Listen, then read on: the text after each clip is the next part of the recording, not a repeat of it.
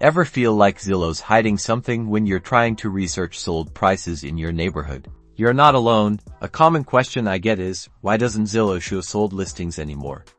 And the simple answer is it actually still does, but it depends. Let's clear up the confusion in under 90 seconds. First, the misconception: Zillow doesn't universally hide sold data. Many listings do display past sales information. Look for the listing to say sold at the top or bottom of the listing.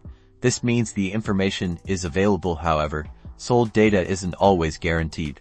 Availability often hinges on a few factors. One major influence is the local multiple listing service, or MLS. Zillow gets a lot of its data from these MLS feeds. If an MLS agreement allows Zillow to display sold data, and the agent or brokerage submits it, then it's likely to appear. Secondly, Zillow is also subject to local laws and regulations regarding the display of property information. Some jurisdictions have stricter rules about showing sold prices publicly. These are things Zillow has to abide by.